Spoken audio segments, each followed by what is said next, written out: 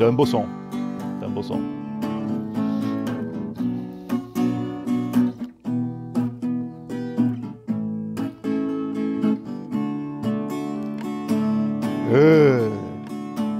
Depuis des années, hein, Jay.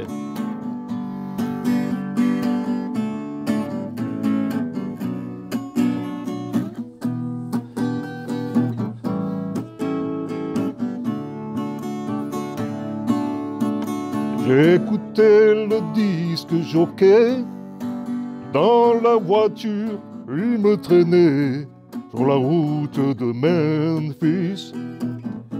Sur la route de Memphis. Et la radio me vantait un truc débile, il m'endormait sur la route de Memphis. Sur la route de Memphis. Je viens vers toi et pas dans une Rolls blanche. Le dimanche en province ressemble un peu à dimanche. Sur le siège avant, le chauffeur buvait de la bière en regardant l'heure. Sur la route de Memphis. Sur la route de Memphis. À la place du mort, un chien loup veut jeter un regard un peu fou. Sur la route de Memphis. Yeah. Sur la route de Memphis. Guitare.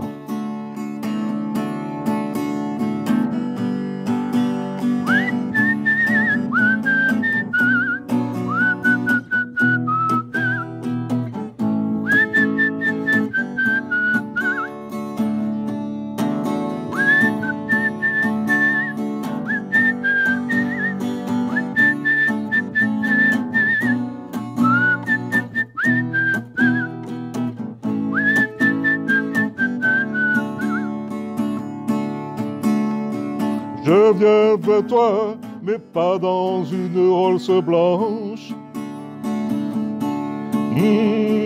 Dans un costume un peu élimé aux manches. Et le droit de me taire et fumer en gardant mes menottes au poignet sur la route de Memphis. Memphis. Pour une fois les flics ont gagné. Vers chez toi je ne fais que passer sur la route de Memphis. Sur la route de Memphis.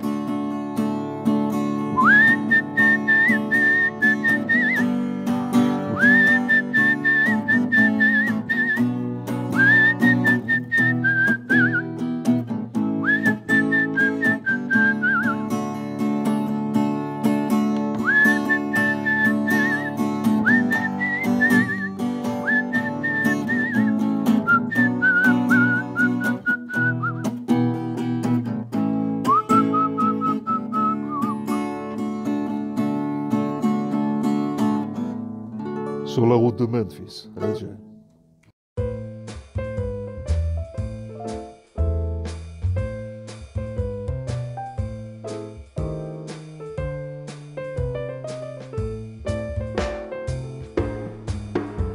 Ah, écoute, oui, eh ben, Giuliano, si tu veux, c'est un peu l'Alain Delon italien, en fait. Et donc, il est décédé. Hein. Et j'ai sorti ce bouquin il y a quelques années. Rien n'avait été fait sur lui, alors que c'était un acteur énorme, connu mondialement. Une carrière très proche de celle de Delon, si tu veux. Alors lui, c'était un cascadeur à la base. Cascadeur, donc il a débuté au tout début des années 60 dans les péplums, tu sais, ces films historiques qui étaient tournés à la chaîne en Italie. Tu sais, les Hercule, Massis, Ursus. Donc Guéma a commencé dans ce cinoche. Il a fait un très très beau film, si tu veux, qui s'appelait Les Titans. Un très très beau film qui a eu un gros succès, donc ça a lancé sa carrière. un film où il y avait beaucoup de cascadeurs, parce qu'énormément de cascadeurs tournaient à Cinecittà, tu sais. Et après, ils avaient des petits rôles, tu vois. Ils sortaient un peu de la cascade et ils avaient un petit peu des rôles, si tu veux, un peu plus importants. Ouais, ce que Rosso a fait. Ce que Rosso a fait, ou tu sais, tous les anciens, Guy Delorme, Dominique Zardi, tous ces mecs que je respecte au plus haut point, tu le sais. Hein. D'ailleurs, on va en parler plus tard. Hein. Ces gens-là, si tu veux, venaient de la cascade. Donc un univers viril, si tu veux, et marqué, sérieux. Tu vois, des mecs professionnels qui ont donc bien tourné en tant qu'acteurs. C'était des mecs sérieux. Et Guéma, c'est ça. Alors Guéma, si tu veux, donc le mec vient du péplum. Après, c'est le western italien. Et Guéma, c'est quand même Ringo. Ringo, un personnage mythique du western italien. Le retour de Ringo, c'est un pur chef-d'œuvre. Et oui, j'ai décidé, j'ai dit, voilà, rien n'a été fait sur ce mec, c'est un scandale. Et j'ai fait un bouquin qui s'est très bien vendu. Je lui ai envoyé en Italie, donc il l'a eu dans les mains, tu vois. Ça a été quand même important pour moi. Hein. Il a fini sa carrière, si tu veux, à la télévision, et puis il faisait, si tu veux, des arts plastiques. Mais il avait la nostalgie de ce cinéma, un peu comme Delon. Delon, la nostalgie de cette époque, tu vois. Ils ne vivent pas dans le passé, mais c'est une nostalgie. Les temps actuels sont beaucoup plus mièvres et froids. Et Guéma, c'est ça. Guéma, c'est le péplum, c'est le western italien, c'est le cinéma d'action. Guéma, ça a été Robin des Bois, donc Ringo, le western italien, la cascade. Bref, c'est un cinéma, si tu veux, global. Et voilà. Et donc, d'ailleurs, je t'ai envoyé tu sais, la couverture. On le voit vraiment en action, tu sais. Il a tourné avec les plus grands, Lee Van Cleef. Enfin bref, un cinéma très important. Et Guéma, il est archétypal, si tu veux, de ce cinéma italien populaire qui a été tourné dans les années 50, 60 et jusqu'aux années 70, ce qu'on appelle le cinéma bis, ce fameux cinéma bis. Donc bis pour B, cinéma de série B, si tu veux. Et les Italiens en ont créé une véritable industrie et où tu as nombre de chefs-d'œuvre. Django avec Franco Nero, qui a inspiré Tarantino, qui pour moi est un imposteur, mais enfin, on ne va pas développer sur ça. Hein. Mais bref, donc tous ces films italiens ont eu une importance cruciale dans l'existence, si tu veux, et la permanence du cinéma populaire, au même titre que le cinéma français. Et aujourd'hui, tu as un pan énorme, si tu veux, comment dirais-je, d'amateurs de ce cinéma populaire, qui redécouvre, tu vois, ces créations, jusqu'en Amérique. Il est quand même curieux, si tu veux, que ce soit des éditeurs, des fan-éditeurs, hein, fan-éditions américains, qui éditent des films français ou des films italiens. Tu vois, on n'a pas capacité, nous, à faire ça. Alors ça arrive doucement. Hein. Il y a des éditeurs français qui commencent à exhumer, j'allais dire, ces films des années 50, 60 et 70, mais c'est dur. C'est dur, c'est ce que je te disais tout à l'heure. On reste dans une fan-édition avec un public qui pourtant est important. Parce que ces produits partent en importe. Ça va jusqu'au Japon. Mon fanzine, moi je l'ai vendu au Japon. J'avais des correspondances, tu vois. Alors ça reste, on va pas être pas oui, dans parce que c'est des gens qui adorent ça. C'est des gens, le japonais, la japonais est une production aussi de cinéma populaire énorme. Puis le manga, tout ça. Le manga ça. Aussi, et la Toho qui était une société, si tu veux, comment dirais-je, de création, de production de cinéma populaire. Godzilla, c'est les japonais. Tu vois, c'est la culture geek. Tu sais, les geeks ont récupéré tout ça. Et tu as bien entendu, tout à l'heure nous évoquions Bruce Lee. Tu prépares ta belle émission. Hein. Et Bruce Lee, c'est aussi les Shaw Brothers, c'est-à-dire Hong Kong. Hong Kong, le cinoche populaire, tu vois. Je pense que tout à l'heure, on va développer sur Bruce Lee. Il a fait d'ailleurs démarrer Jackie Chan dans un de ses films. Ah, Jackie Chan aussi, star mondial, cascadeur. Le mec, il est couvert de blessures et de... Et tu sais quel est son meilleur acteur, hein, Jackie Chan? C'est Jean-Paul Belmondo. Ah, absolument. Il l'a célébré, tu as raison, il l'a célébré, donc il a rendu tribut X fois à Bebel, c'est la vérité. Mais Bebel est reconnu, si tu veux, mondialement, par énormément comment dirais-je, de producteurs et de réalisateurs, tu vois, aux quatre coins de la planète. Bebel, c'est énorme. Jean-Paul, c'est comme disait Pierre, comme disaient d'autres cascadeurs, Michel Berreur. Ah oui, c'est de très beaux cascadeurs. Beaucoup de scènes. Des très beaux cascadeurs. Il fallait le freiner parce que c'était un fou, quoi. Ah ben c'est... Il prenait des risques. Comme Jean Marais. Oui. Il faisait pas de sport, à la différence de Jean-Paul, mais il prenait beaucoup de risques. Gilles Delamarre. Gilles Delamarre, mon père avait bien connu Gilles Delamarre. Gilles Delamarre, c'était un aristocrate de la cascade. Mais il fonçait.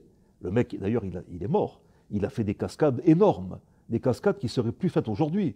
Tu vois, les mecs prenaient des risques, mais c'était des risques calculés. Ce sont de vrais professionnels. Mais ils allaient jusqu'au bout du bout. Jusqu'au bout du bout. Si tu veux, le cinéma, en fait, de cette époque, dont on parle depuis tout à l'heure, là, hein, c'était un cinéma honnête et un cinéma, si tu veux, de cœur. Voilà, c'est ça qui manque peut-être aujourd'hui. Le numérique est allé vers autre chose. C'est notre monde.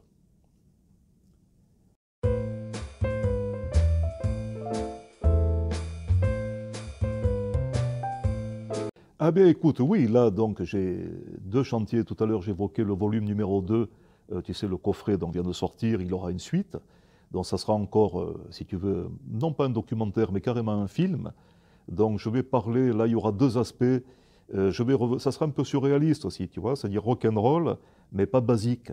Donc je vais revenir, si tu veux, sur l'histoire des blousons noirs. Donc je vais la faire de manière un petit peu magnifiée, si tu veux, un peu comme ont fait les Américains avec Graines de violence, tu vois, tous ces films, ou les films avec Elvis, tu vois, King Creole, etc. Donc je vais parler de ça. Tu nous parleras de Marlon Brando aussi Oui, absolument. Surtout Brando, l'équipe sauvage, qui a été en fait l'archétypal, si tu veux, de la naissance du rock'n'roll.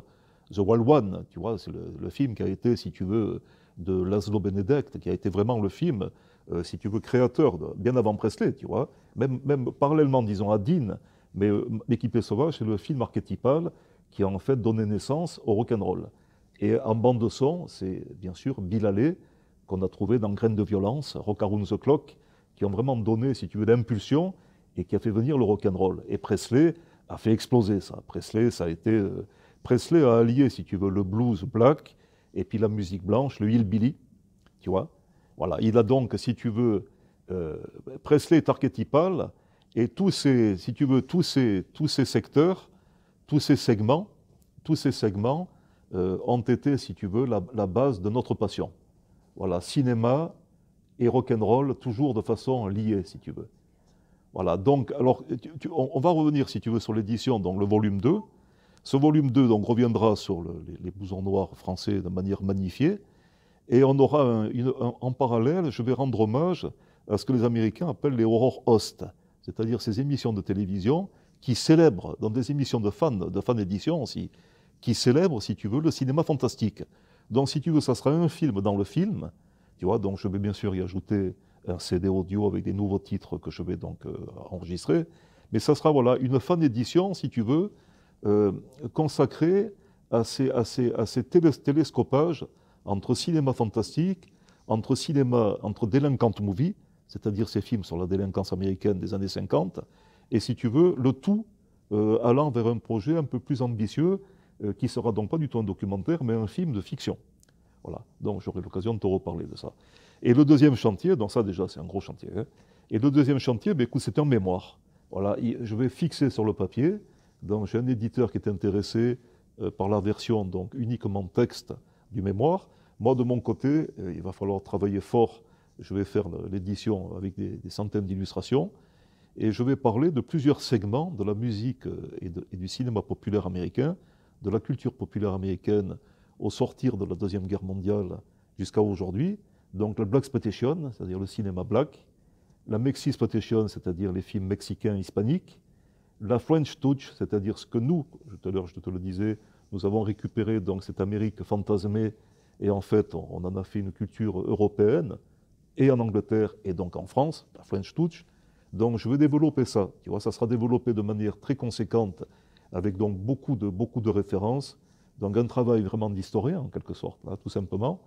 Et voilà, donc ce sont deux gros chantiers, si tu veux, qui vont donc me prendre quand même quelques mois de travail. Ouais, mais comme tu es un passionné. Ah bien écoute, on a et jamais... en plus, tu es bientôt à la retraite. Ah et oui, voilà, donc j'aurai tout le temps, entre la canne à pêche et le rock'n'roll, on va progresser.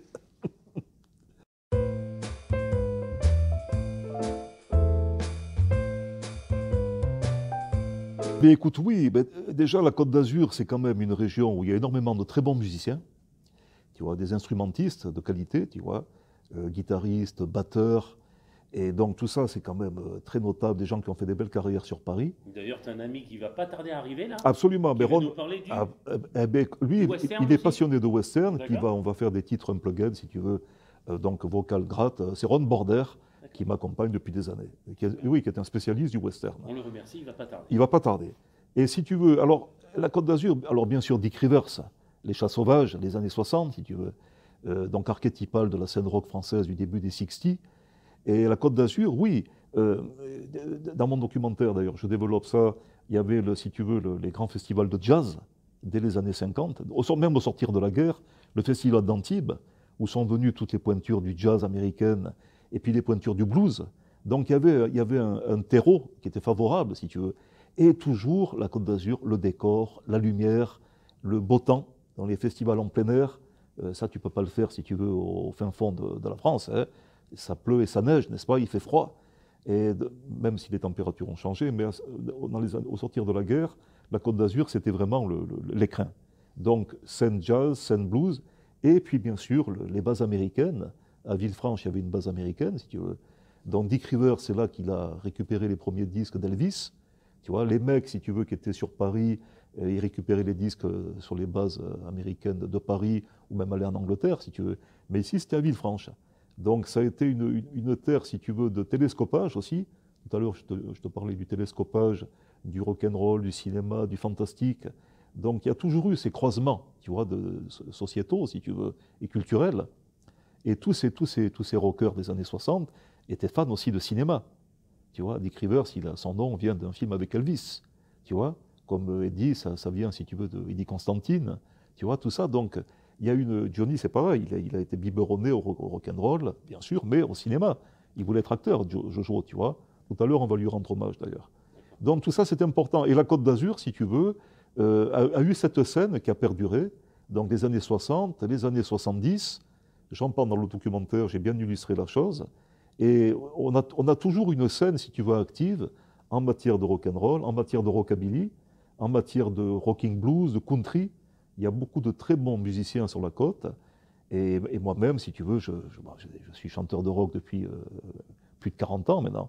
Et ma carrière, je l'ai fait, si tu veux, elle a débuté ici. Après, j'ai participé à des choses hors département, mais tout s'est fait ici. C'est donc le creuset du cinoche, de l'art populaire et du rock'n'roll aussi. C'était important de le noter.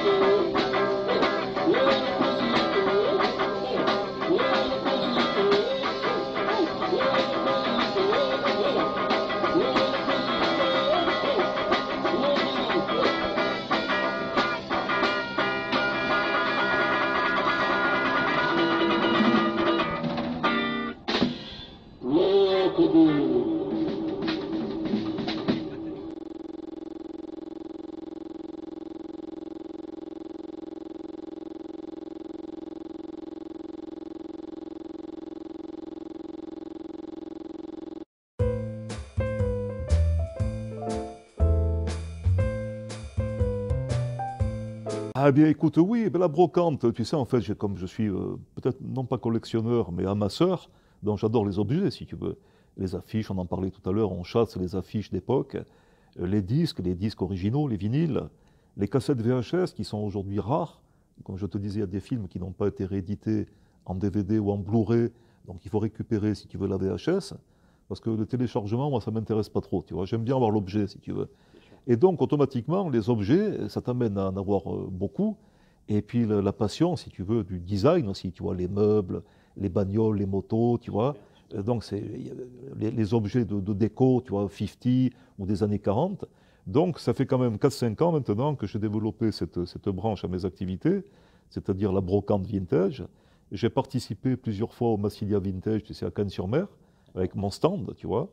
Donc à la retraite, je vais ouvrir une boutique, si tu veux, qui va parler de ça et qui va être consacrée à ça. Donc j'aurai plus de temps pour le faire, il faut du temps, là, hein.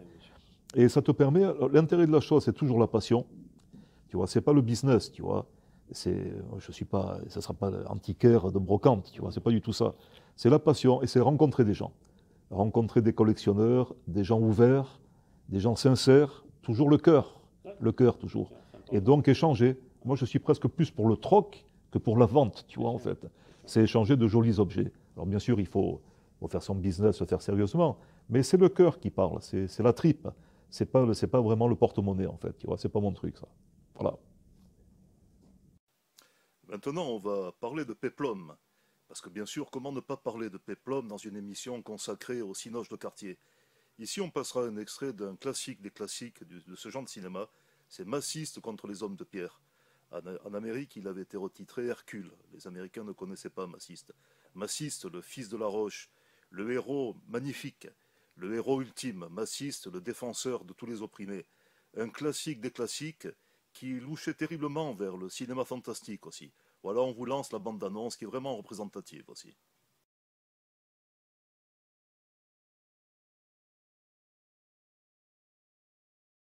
The Moon Men.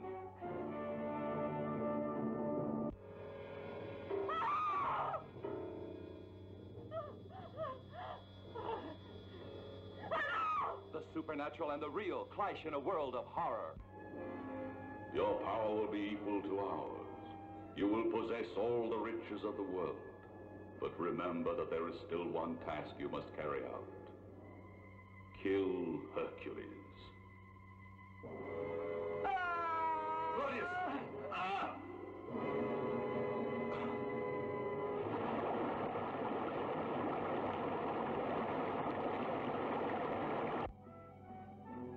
I'm aware of the risk I'm taking. All you'd have to do is reach out a hand and take me by the throat. And break my neck the way you'd break the stem of a flower. Why don't you do it? He mustn't get out of the palace alive. Kill him! My queen, the people are marching against the palace. Order all of your archers to man the walls of the palace.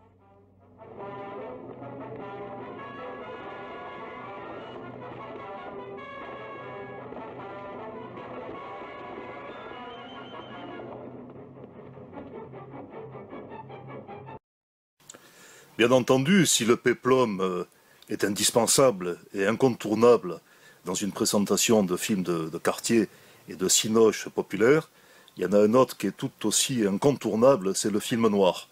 Ici, on passera un extrait d'un film vraiment archétypal qui s'appelle Big Combo, où on voit même Lee Van Cleef dans un rôle de méchant, puisque Lee Van Cleef commence sa carrière dans des rôles de méchant, et il était toujours flingué d'ailleurs dans le film. Voilà un très très beau film noir, un classique des classiques, voilà, et on vous lance la bande-annonce.